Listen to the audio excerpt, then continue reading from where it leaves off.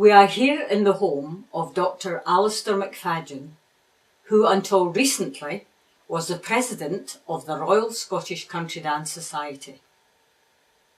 Alastair, how long have you lived on the shores of Loch Fyne? I've lived here for 25 years, since my retirement from the staff of Jordan Hill College of Education in Glasgow. And I'm here in this village because it is and has been the home of several generations of my Macfadyen forebears.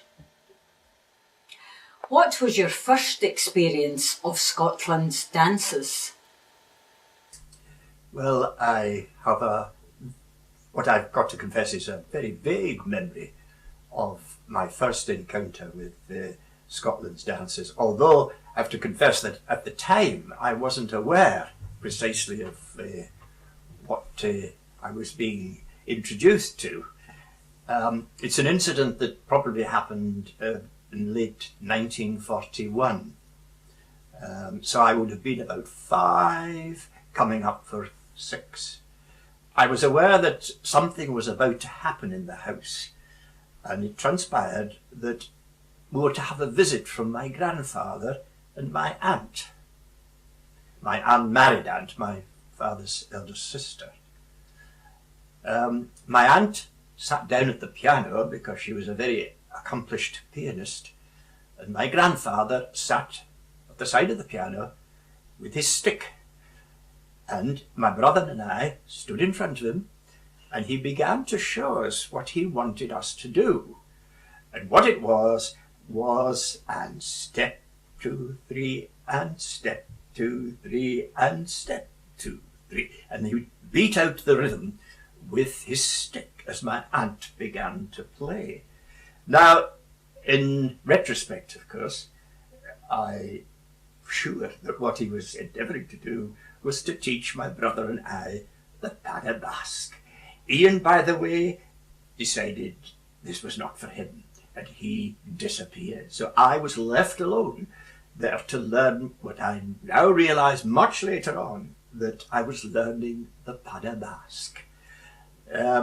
Then what happened was the other adults present, my parents, with a few chairs, set out what I now realise was a set. And then what I was shown, again, I didn't realise it at the time, was casting off, down behind the line and back again. Now all this was in preparation, so I learned later, was to attend a country dancing class. And it was organised by the Carlisle Highland Association, of which my grandfather and aunt, I don't think my parents were involved, but certainly my grandfather and aunt were very much involved with the Carlisle Highland Association. And one of the parts of their programme was this children's class, which I went along to at the age of 6. The teacher of the class, a very good teacher of children, Mrs. Ethel Double. And so I owe it to my grandfather and to Mrs. Ethel Double, my introduction to the tradition of Scottish country dancing. After that, how did your involvement in Scottish country dancing develop? I continued with Mrs. Double as a teenager, but Mrs. Double actually returned to her native city of Aberdeen, and at that point I joined the Carlisle and Border branch. It was one of those branches which had been formed before the war, but ceased during the war, but revived after the war. So I had become a member of the branch. I think it would probably be in the late 40s, the early 50s that I would become a member. I would be a teenager when that happened. Now, again, I was very, very fortunate in the teaching at the Carlisle branch at the time, because it was a huge class and it was taught by an excellent teacher by the name Jack Johnston, who was from Dumfries. So he travelled every week to Carlisle in order to take the branch class. And it was a huge class. It would be well over 100, I would think, in quite a small hall. And Jack had that ability to spot anything that was slightly awry. He could see it from the platform. And of course, he was a superb Highland dancer. And he was probably, as far as I know, probably the only dancer who was able to distinguish very clearly between country dancing and between Highland. And when he was a Highland dancer, he was a Highland dancer. And when he was country dancing, he was country dancing. So I learned a great deal, not only about dance and dancing, but class management. And he would teach us the reels, the foursome reel, and we went into competition for both country dancing and the Highland reels, and taught by Jack for this. Now, on one occasion, I remember we were in a competition for the foursome reel. I think it was actually in Carlisle. It would be part of the Carlisle Musical Festival. And as we were dancing the foursome reel, the lights went out. And the pianist kept going, and so did we. Fortunately, the lights came back on again, and there we were, still dancing. Well, we were greeted as the lights came on with loud applause, because we'd kept dancing, and of course we took first prize. Alastair, how did you become involved with the Royal Scottish Country Dance Society at a national level? There was a slight interruption in my country dancing history in order to attend university. But once I'd completed that, I then finally settled in Glasgow in 1966. I joined the staff of Jordan Hill College of Education, and I immediately became a member of the Glasgow branch and became a member of its committee, its organising committee, and then chairman. Now, during that period, I was elected to the executive council of the Country Dance Society. So that's what brought me really in touch with the society at a national level. I was appointed to the Publications and Research Committee of the Executive Council, and found that very interesting, because that was the committee then which was responsible for publishing the country dance books. And in those days, still only traditional dances which could be supported by printed or handwritten material was acceptable for publication. And of course that really I enjoyed very much, because I already had extensive experience through my university studies with archives and archive material. So this was an aspect of the Society's works that I enjoyed very much, and researched in libraries in Edinburgh, in Stirling, in Glasgow, in search of possible material that could be revived. That was the object of the exercise, to revive dances which had been lost. And of course, going alongside that, of course, was finding the tunes to go with the dances. So that kept me occupied. And of course, as I've said, it was something that I enjoyed a great deal. And Miss Milligan was then still chairing the committee, and there was a great deal of fun when these dances came before us, and we had to decide whether we could go ahead with the publication of the dances, and listening to suggested tunes. A pianist would be invited to attend a meeting in order to suggest tunes that might go with, and for those dances which had no tunes or music with them. We preferred, of course, to have a a tune with the dance, but that wasn't always possible. What was your first experience of summer school at St Andrews University? My first visit to the summer school of what is now the Royal Scottish Country Dance Society was in 1954. I'd heard a great deal about it for many years before I ever got the chance to go to the school.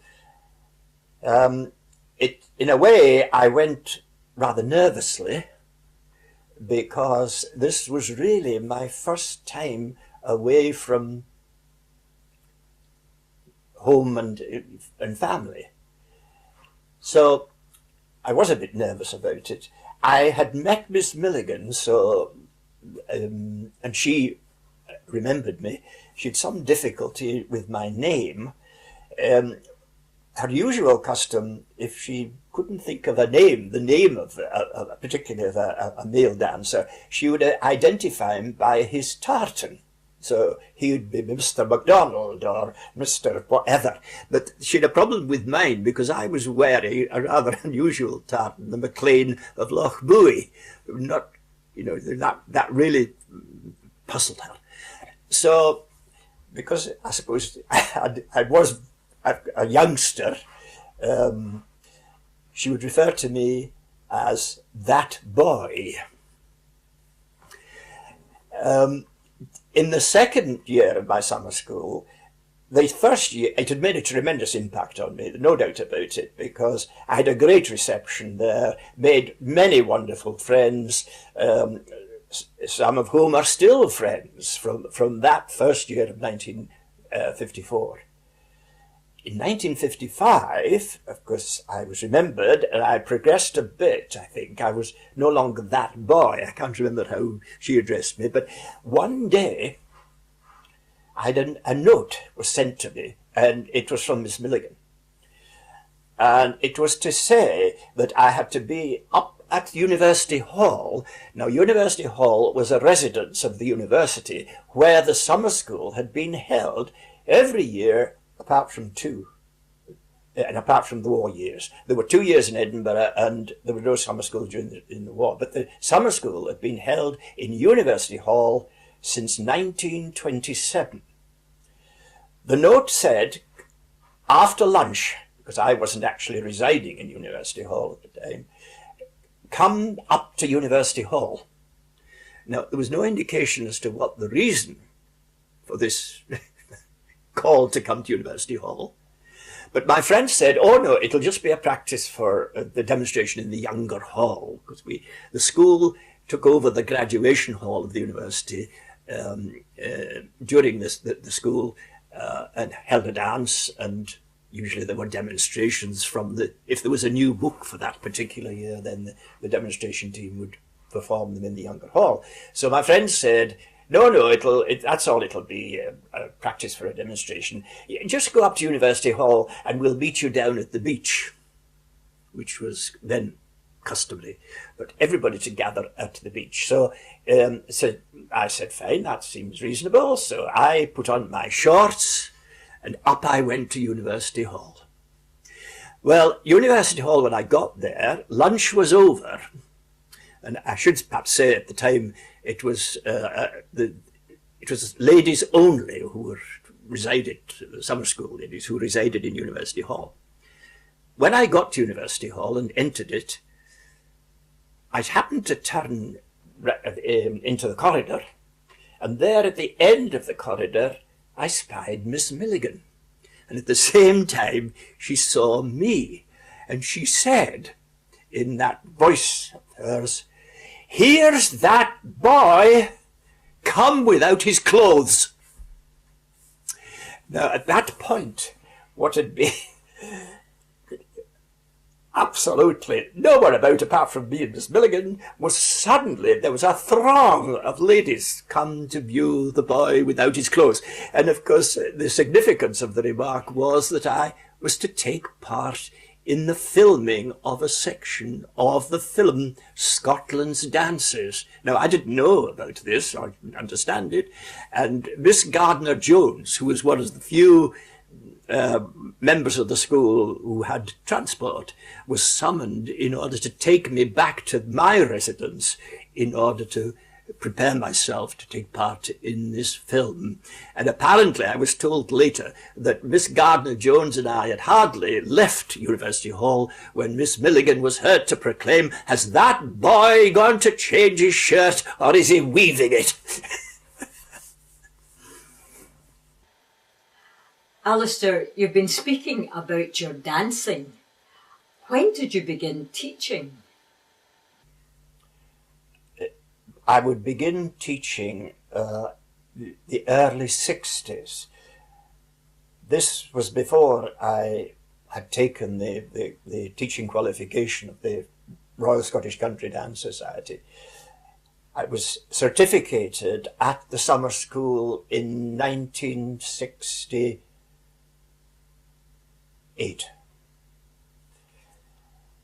That was my prelim, and I would wait 2 years, I think, in order to get, before I took the what was called the full certificate.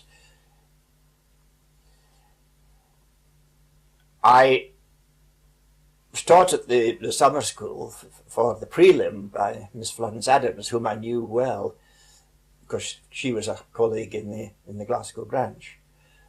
The examiner was Miss Jean Milligan. Sometime later, Florence Adams, whom I knew well, said to me, "Alastair, there's something I've never told you about your prelim examination at the summer school." And I said, "Oh, what's that?" And she said, Miss Jean Milligan, said, "This man should have both certificates at once." And Miss Adams said to me, and I said to her, "Miss Milligan, you can't possibly do that." "Oh, why?" said Miss Milligan. And she said, "Because it's quite contrary to the regulations." And Miss Milligan, we agreed with her. So she said, "I thought I wouldn't tell you that immediately after the exam. So anyway, now you know that you could have been qualified with both certificates, but alas, that didn't happen. I had to wait the regulation 2 years before I became a fully certificated teacher. I really began to teach, and of course I enjoyed it enormously, with the Glasgow branch. After a year or two of joining the branch, I was asked to take a branch class. And in addition to that, I would be teaching at the Glasgow Weekend School, which they held every year in the autumn, and they asked me to take a Highland Step class, which I did. Because of my experiences in Glasgow, I then, of course, was invited to teach at weekend schools in the UK. Eventually, of course, I was invited to teach abroad, which took me to Canada, to the United States, and so on. And of course, finally, I did a tour in 1983 for the Society, a very extensive tour of the Far East, which lasted about 6 weeks. So that I was really very busy with teaching at weekend schools for branches in the UK and abroad as well. So that was my experience of teaching. What happened, of course, was that I was finally invited to teach at the summer school. That was still under the direction of Miss Milligan. I taught a general class to begin with. And ultimately, I was invited to take the prelim examination class at the summer school, still in University Hall, in the University of St Andrews.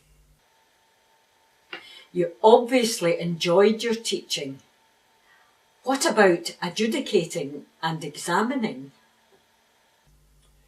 The adjudicating was mostly, of course, in connection with the dance competitions in the musical festivals in Scotland and also, of course, in other parts of the UK.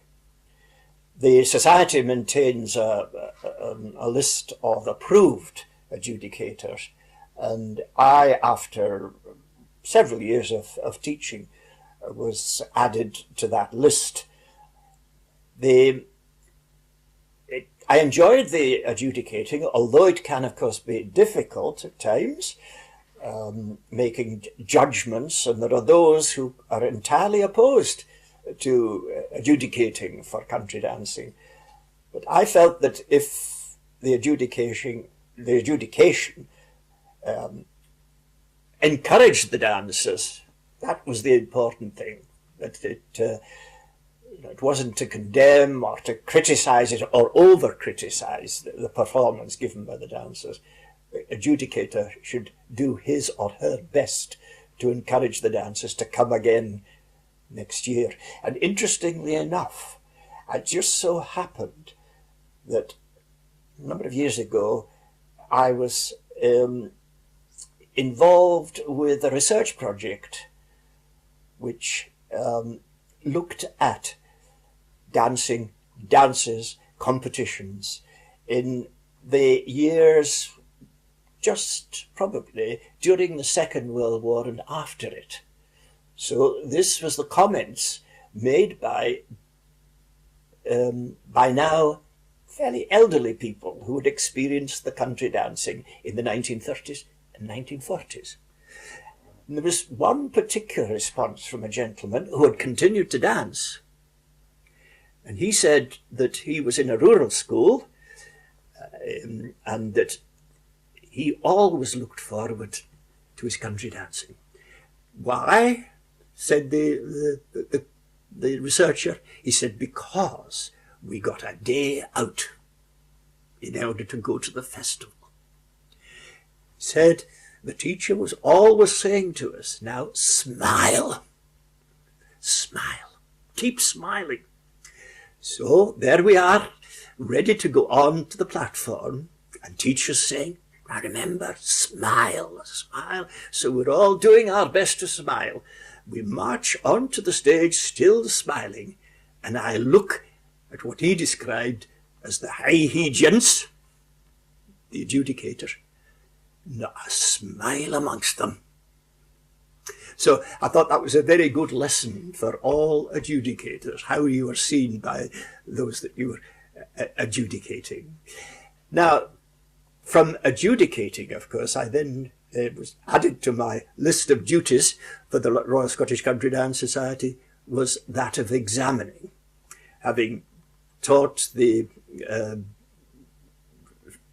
preparation class for the certificates, the teaching certificates, I was then considered a suitable candidate for the examination panel, the examiners panel. And the procedure then was to go to the summer school and to go through an examination with examiners who would then decide whether or not they felt that you were a suitable candidate for examination. And I have kept the letter in my own personal archives of the invitation to attend the summer school at St Andrews in order to be considered as an examiner. And I'm pleased to say that I was given the approval of my mentors at the time, and I then proceeded to examine, which I also found very, very enjoyable. And in a way, my approach was precisely the same as that of adjudicating. It was really to encourage the dancers in their teaching. Of course, inevitably, there were those who, unfortunately, were unsuccessful for a number of reasons, but I always tried to find something positive to be said, and I hope that I sent them away thinking, well, I didn't succeed this time, but I will next time. Alastair, what importance do you attach to the archive of an organisation like the Royal Scottish Country Dance Society? To answer that question, I'm going back to my undergraduate days and to my lectures, undergraduate, because we had a series of lectures on archives and archiving. And I remember the lady who was giving the lecture quoting, and I can't now remember the name of the historian whose name she was quoting. Apparently, she said, he had said, an archive is the essence of a nation's heritage. And that has stuck with me ever since those days, that simple sentence. And of course the same applies to an organisation like the Royal Scottish Country Dance Society, especially now that we're in our 91st year.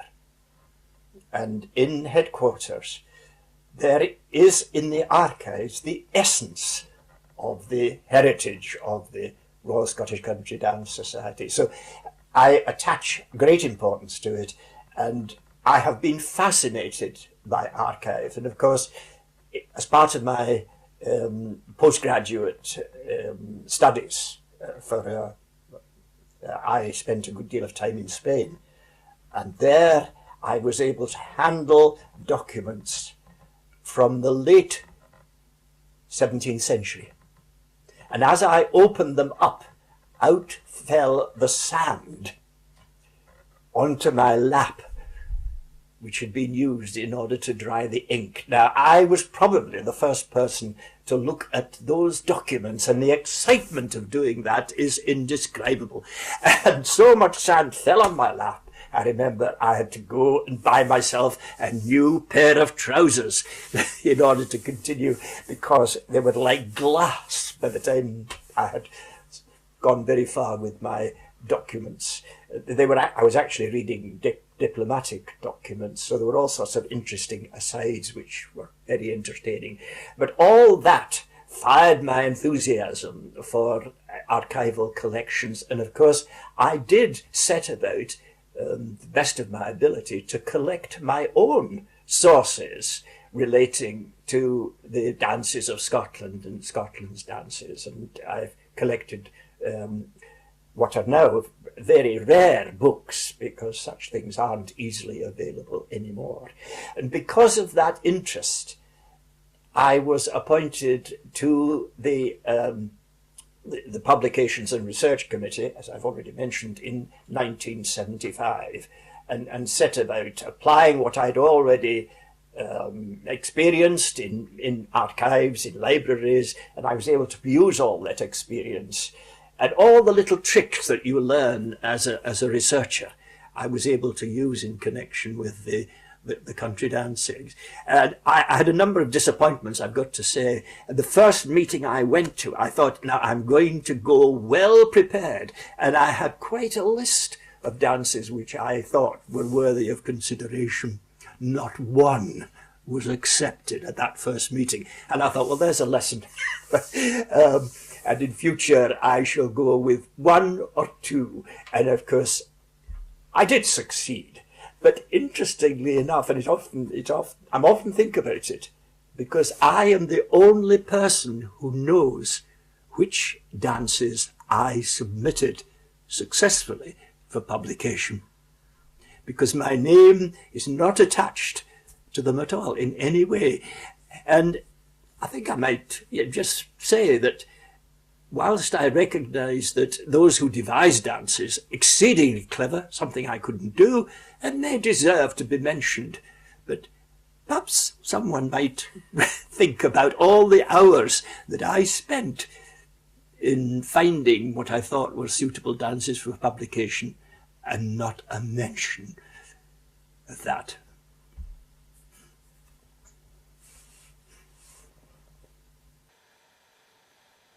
How did you become the biographer of the co-founders of the society? Following the death of Miss Jean Milligan in 1978, I was asked if I would be interested in forming an archives for the Society, because there'd been an accumulation of material in various forms in the basement in Coates Crescent. It was obvious that some kind of organising of this material was required.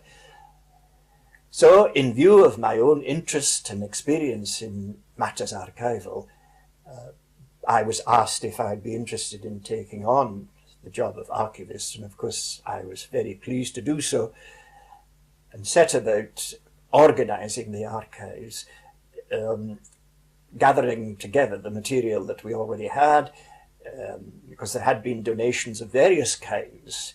There was music collections, there were one or two dance collections, but not a great deal. And I was very keen to add to what we already had.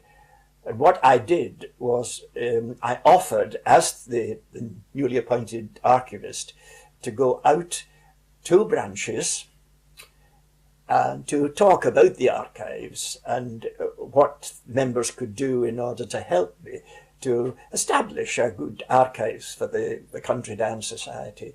I took a number of items with me in order to demonstrate what they might be able to do, and in particular I was looking for the 19th century ballroom guides, the little ballroom guides, of which there were still a number still available, and that in fact produced a significant donation of ballroom guides in it. And I would say that probably the archives of the Royal Scottish Country Dance Society has got the best collection of 19th century ballroom guides published in Scotland.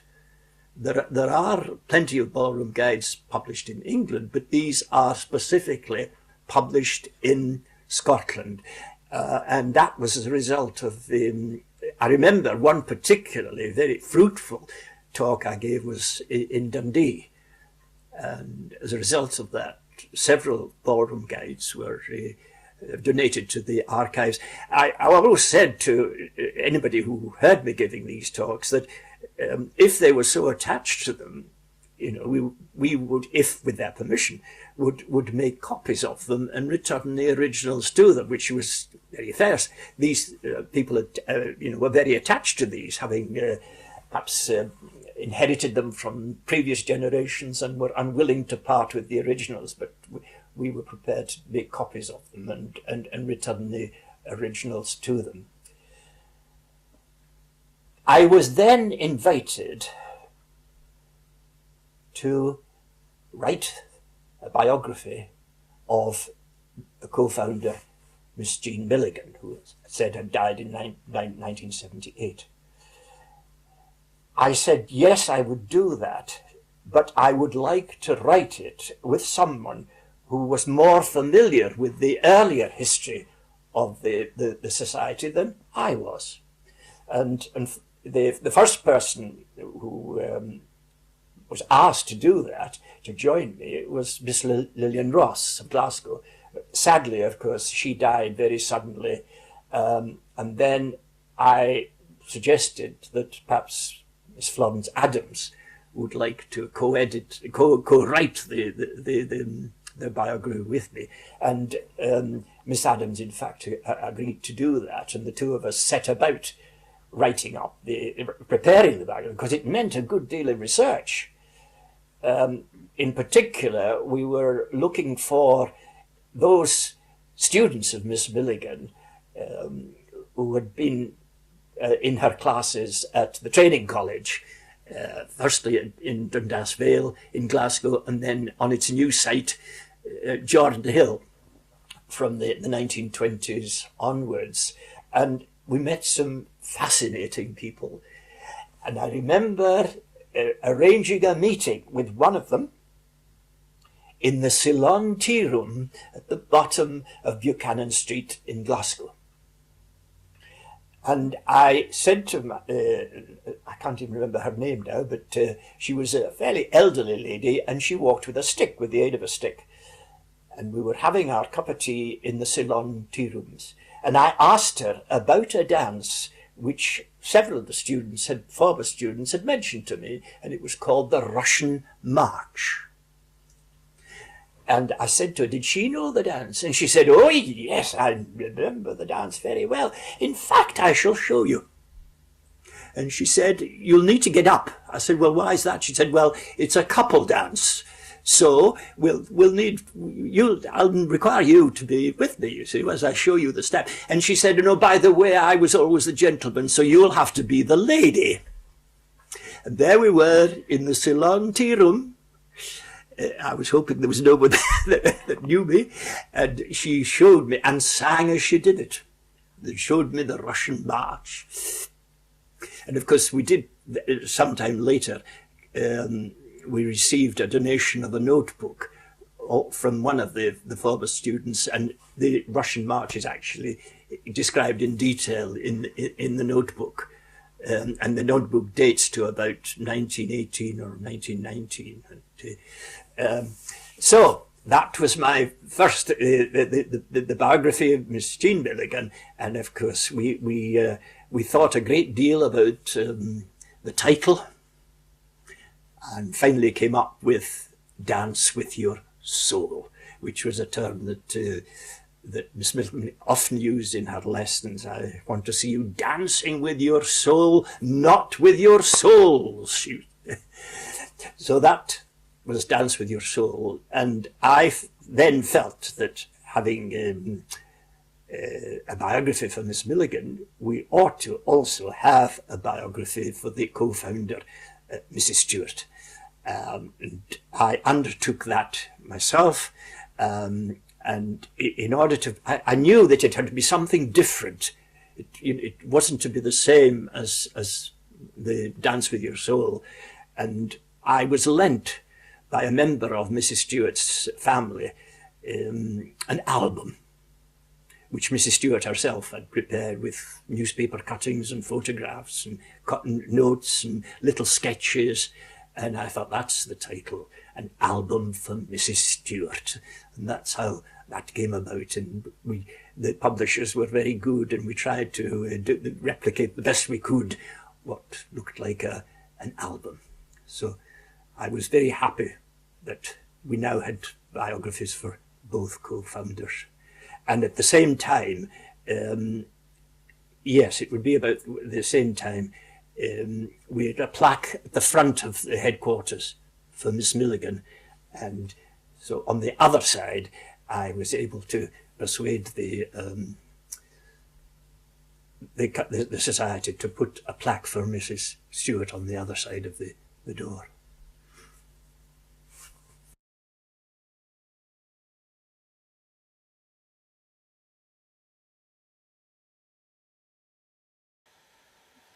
How did you become involved in the working party for the new manual? For a good number of years, the Royal Scottish Country Dance Society had been relying on the manual devised by Miss Jean Milligan, called Won't You Join the Dance?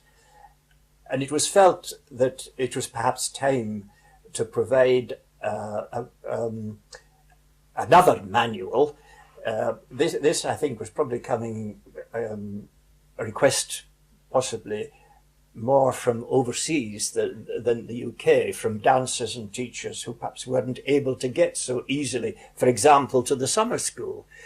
The purpose of the manual, of course, is to provide help with steps, to provide a standardized version of steps, of formations.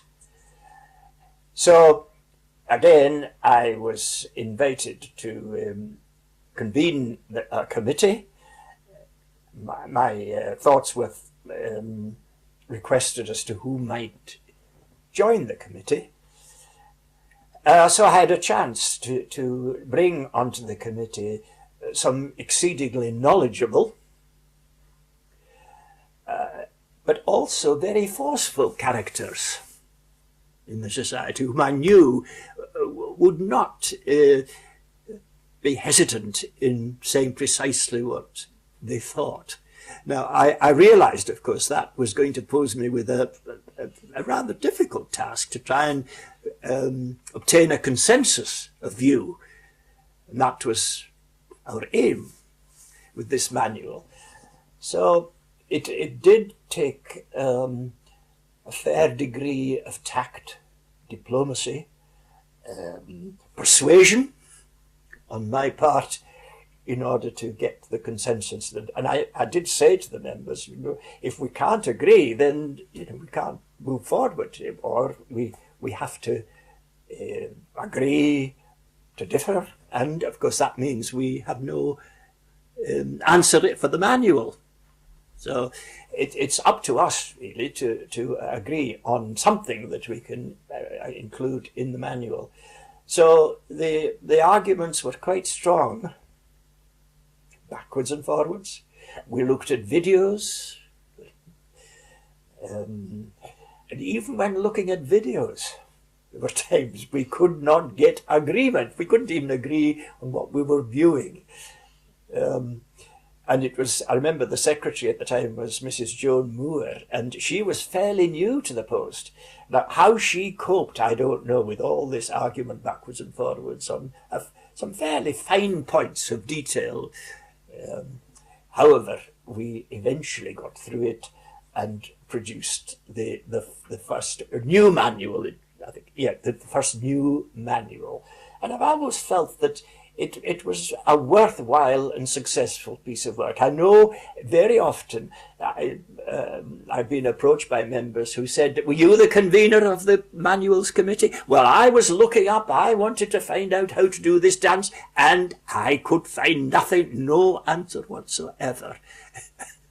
So, but as they say, you can never please all of the people all of the time. Alastair, were you also involved when the 1988 manual was updated? Yes, that occurred in 2004. Dance, Scottish country dancing, like every other dance form, of course, is continually evolving. And the Society was continue to produce more books, which occasionally do need some clarification. And so there was agreement that the manual should be updated, and that occurred in 2004. And again, I was invited to convene the committee that was involved in that. Some of the previous members of the 1988 committee were involved in the 2004 update committee. What led you to become the director of the Society's summer school at St Andrews University? Well, as I've already said, I had visited the summer school for the first time in 1954, and from then on was a regular summer school attender. And the summer school gave me a great deal. It had a great impact on my life in terms of friendships, in terms of what I learned at the summer school, from the point of view of teaching, watching others teaching at the summer school. I benefited a great deal from the summer school. And I thought that being director was one way of returning something to the summer school. Just as a way of acknowledging what I had got from the summer school. This was my way of returning. So at that point, it was fairly well established that the directors had a specific period of time as director. And my predecessor was Anna Holden.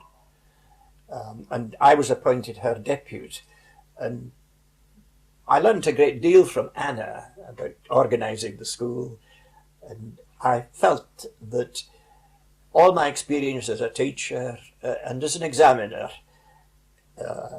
both professionally and as a country dancer, I felt that I could contribute something to the the summer school, and when it was suggested that I put my name forward, I agreed to do so. The 4 years I was director and enjoyed every minute of it. Inevitably, when you're in a position of that nature and organisational, there are always problems to be faced, or as Anna said, we don't have problems here, we have challenges. So I thought, well, here we go. We're, somebody's off sick, so here's another challenge. And of course, if you're director, of course, if there's no one else, it's up to you to get on with it. And I found myself having to step in and take over classes, but that was the nature of the game. And all the experience that had gone before just helped me to get through that particular part of my country dancing life. One amusing incident that occurred during my time was, well, it wasn't actually, it was something quite serious to begin with, because it was decided that could be some dancing out on the green on Sunday. Now, there'd never been any dancing on Sunday at the summer school until this point. And it was decided that the dancing could, if it was a nice day and a good evening, then we could have a barbecue. So this was quite something, a step forward. So I had to think very carefully about this, and I said, fine, if there are those who are willing to volunteer, oh yes, there were plenty of volunteers, and we would have a barbecue, and we could have some dancing after the barbecue. So at lunchtime on the Sunday, I announced to the assembled company that this would be happening, that we'd be having a barbecue instead of the evening meal in the residence, and that there would be dancing afterwards. Now, I think that year, and I think it was John Wilkinson who organised it, there was a microphone in the dining room in order to save the voice of the director. But what we didn't realise, for some reason, some technical reason, the message that I gave out about the barbecue and the dancing was picked up by the loudspeaker system, or whatever you call it, in the church, just as the congregation was assembling or maybe leaving, I suppose, at lunchtime. And so there was I can imagine this kind of shocked expression on the good folks of St Andrews who were leaving the church, found themselves being invited to a barbecue and some dancing on Sunday evening. And the minister, in fact, came to see me, and, he said, of course, mistakes can happen. And I said, yeah, we'll have sorted it, and we'll make sure that never happens again.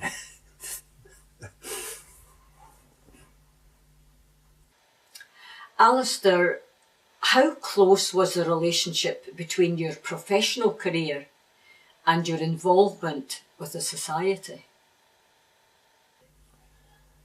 There obviously was a very close relationship between the two, because in both cases, my professional life and RSCDS life, the two important aspects of both are, one, teaching, and secondly, assessment.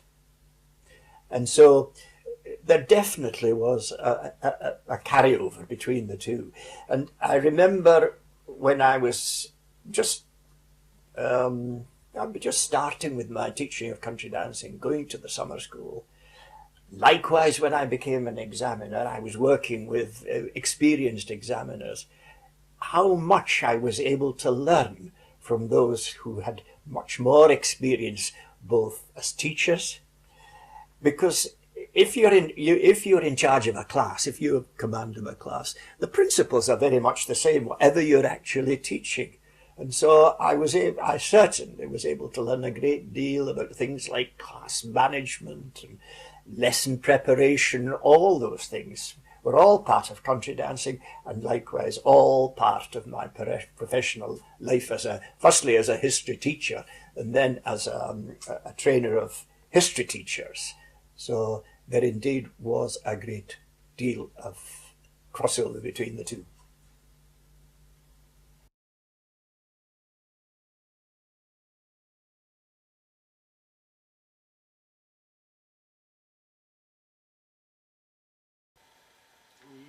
In your opinion, how important are music and musicians to Scottish country dancing?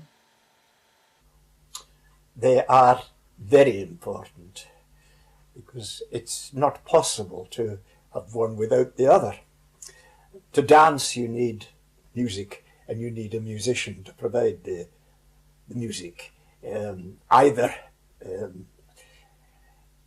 Even in the form of a recorded music, you still require a musician. And we've always been told, I remember this lesson from very early on as a country dancer, that the music provides the spirit of the dance, and it's up to the dancer to express that spirit. And it's vital that you are able to work a happy relationship between the two, between music, musician, and the dance and the dancers.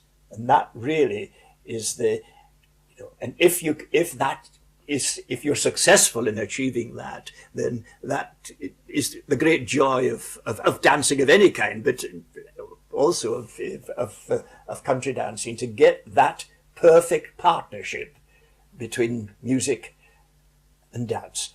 It doesn't always work, but that I think has to be the aim.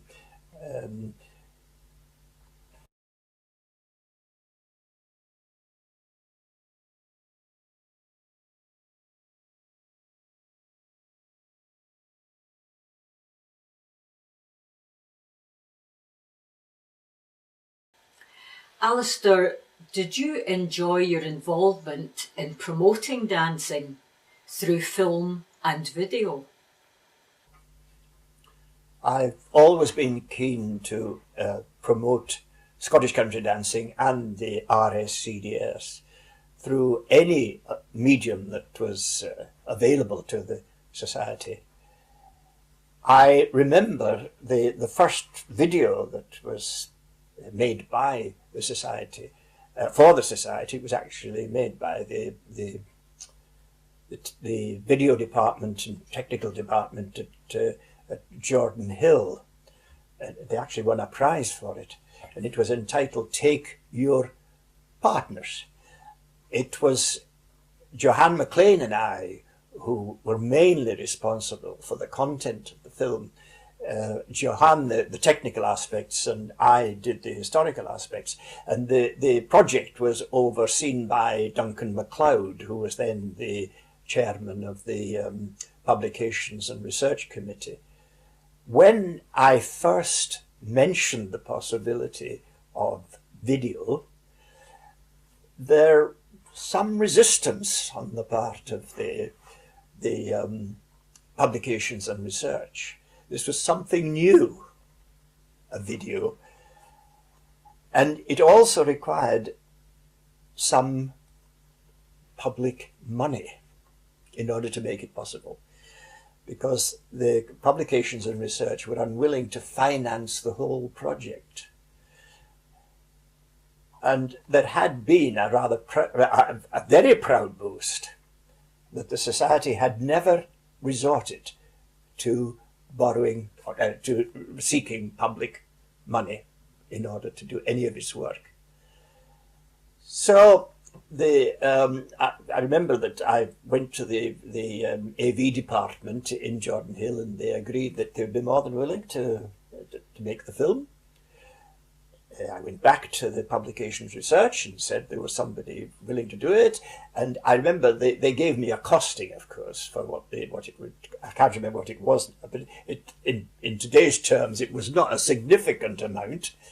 And I put this to the Publications and Research, and they said, well, they weren't prepared to fund it, the entire cost of it, but were willing to contribute so much to it. So it was up to me, if I thought this was a good idea, to find the rest of the money that was required. And so I went to what was then called the Scottish Sports Council, and I managed to persuade the Scottish Sports Council to help with the funding of the film. So that's how we came to have the film, the Take Your Partners, and of course it was filmed in Killane Castle, and we were very fortunate there as well, because I think they were the assistant wardens, Sue and the Staples, Sue and Tony Staples, and they went to their superior, the warden, and since it was out of season,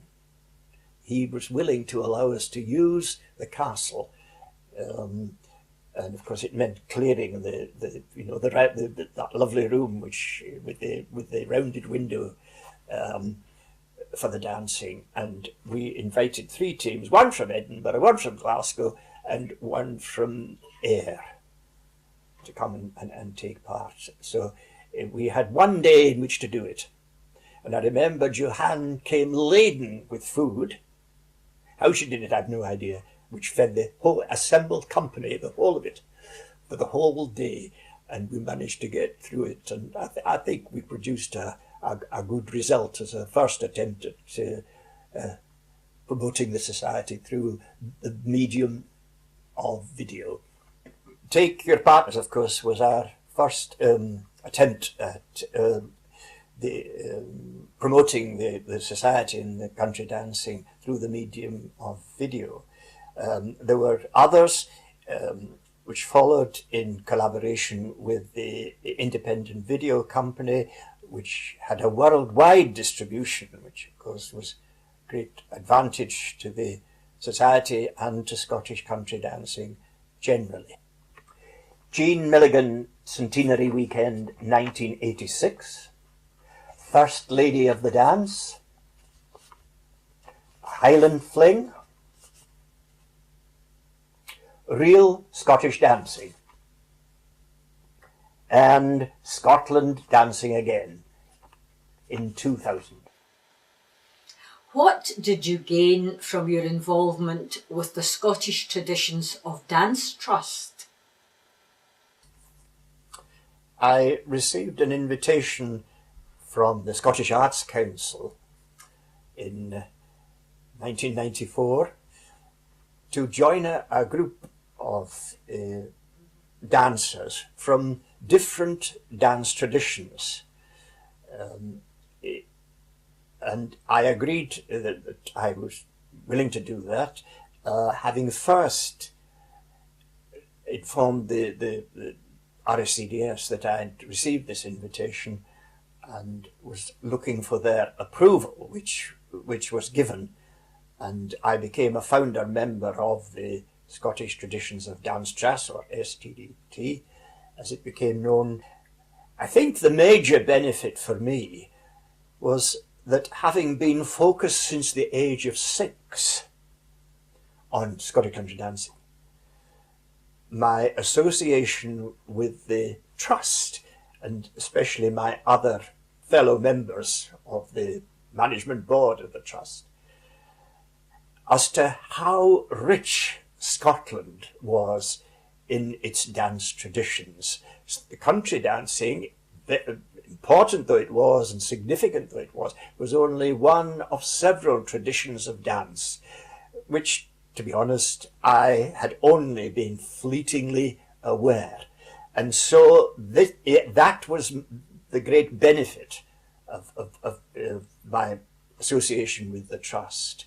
It was like a refreshing revelation to me that so much dancing, traditional dancing, was available in such a small country, which never had any more than 5 million people. And yet it had this great diversity of dance, of Hebridean dance, of military dance, of country dancing, ballroom dancing, all part of this richness. Not to forget the Highland tradition, the Highland step tradition, which we still see continuing at the Highland gatherings. So that was the great benefit for me personally.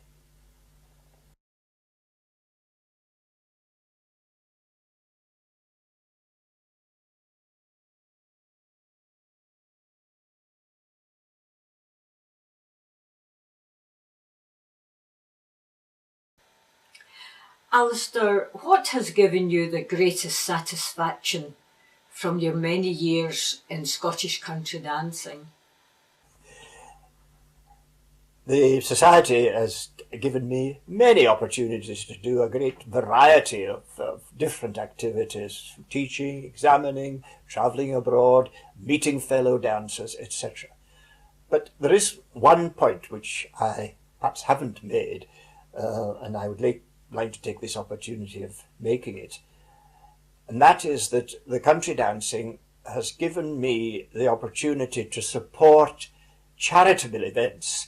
In other words, I have organised dancers, musicians who have kindly come along in order to give support. For example, to the Smith Art Gallery and Museum, the Stracher Smithy Museum, and Music for Hospitals, and other similar charitable organisations. And I feel that the country dancing has been a great help to me and a great help to those charitable organisations that I have been able to support. How and when did you become president of the Royal Scottish Country Dance Society? I became president in 2007. By then, of course, I had been privileged to serve the Society in many ways, and to serve the Society as president for 6 years was a great privilege for me, and it was an honour to complete my association, or I might say officially, with the RSCDS, although by no means am I leaving the stage, but as an official of the Society, that I couldn't have completed in a more privileged way than as president.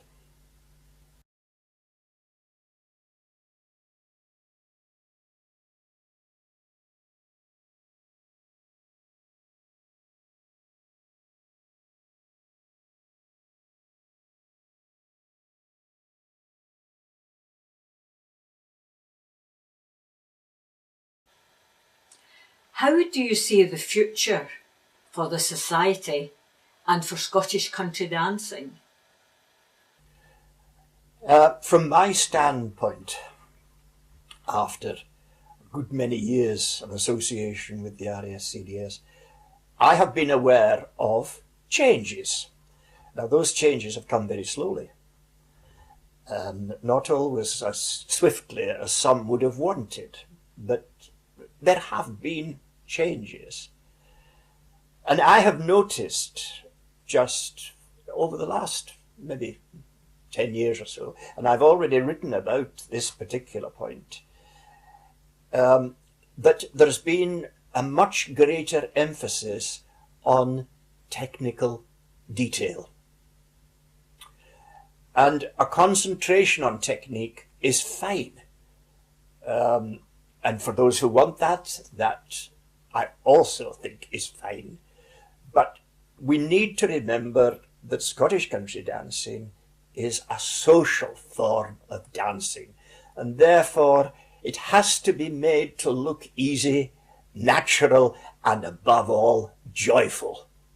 And I sometimes get the impression, especially watching demonstration teams, that that's not always apparent. What they are demonstrating is something that looks to me, even me, who after all my years of experience looks at it and thinks, that looks awfully difficult.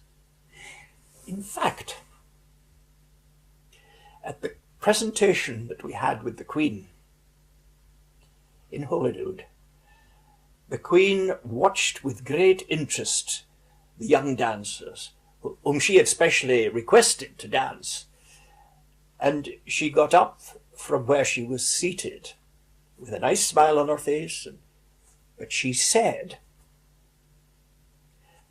"That looked awfully hard work." And I thought, now if the royal patron thinks that, what are the ordinary spectators thinking about that. Now, that should not be how we are seen. We should be seen as a form of dance which can be learned easily and performed easily, but not neglecting the fact that our style, as we are now defined, RSCDS style, does involve some technical work in order to get the steps, etc., and the rhythm, etc. But that should not be at the expense of relaxed, easy, enjoyable dancing. Alastair, are there any further comments you would like to make? Yes, I'm very pleased to have this opportunity to send my very best regards to all Scottish country dancers everywhere, and to wish them many more happy hours of country dancing. And more particularly, I'd like to extend my sincere good wishes to those members of the RSCDS who will have the task of taking our society forward to its centenary year in 2023. I wish them well and assure them of my continuing support and loyalty. Alastair, thank you very much for agreeing to answer my 20 questions.